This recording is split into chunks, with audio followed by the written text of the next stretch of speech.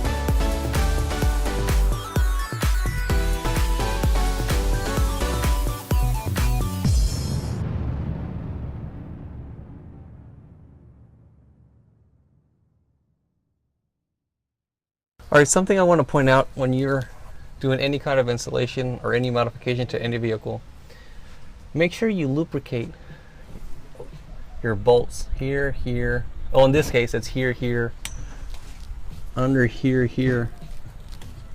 And this just makes removing the bolts that much easier. So let me go ahead and show you. So I just lubricated all these bolts. They've been sitting for about a couple of minutes, and check it out. I mean, it's not going to be the easiest thing in the world, but it's just going to give you a better advantage of taking these things out, especially if they're old or rusted. So, okay, see, there you go. Not too bad. Coming out pretty easy. And that, as a matter of fact, they come out a lot smoother too. These are already bolted these out, so you don't have to, these are super easy. Nonetheless, just keep that in mind whenever you're trying to take out any bolt rusted out. Spray a little bit of WD-40 or whatever lubricant you want to use.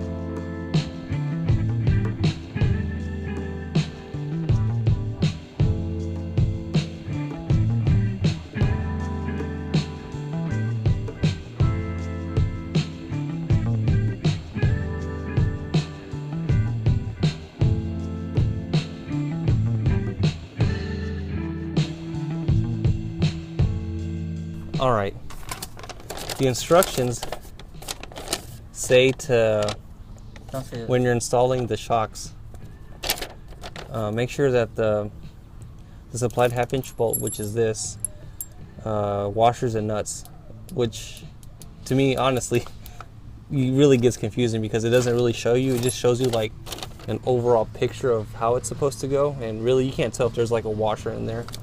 So what you're basically supposed to be doing is you get your bracket that's going to sit outside of the bar of this thing right there. It's going to sit outside about right around that area right here.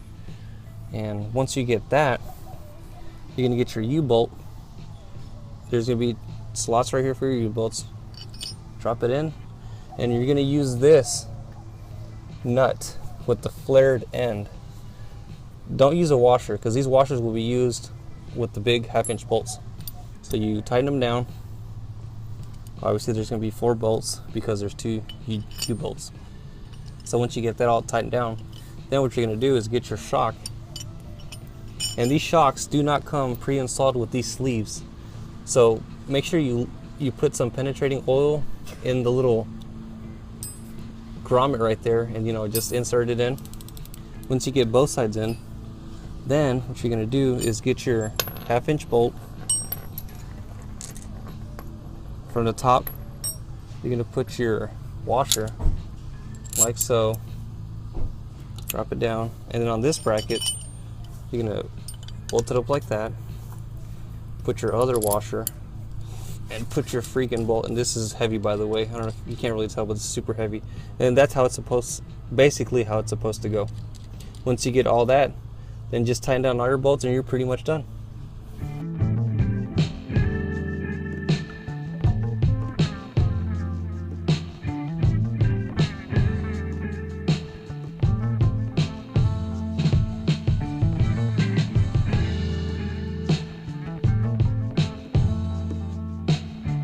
We just finished installing this rough country steering stabilizer, and this is just giving you an idea of how it's supposed to look like. There's your bolt, your washer, shock, once again your washer and your bolt. Here's your 4 bolts for the U-bolts right there, coming around. Right in the middle is where we install this big old bracket. Everything is going to be up right here. So once again, 2 bolts, washers, shock, washers again, and bolts. And just as on the right, it's going to be exactly on the left. Nothing changes, but nonetheless, this is how it's supposed to look like. All right, so we're about to turn this truck on and let you see how it actually works.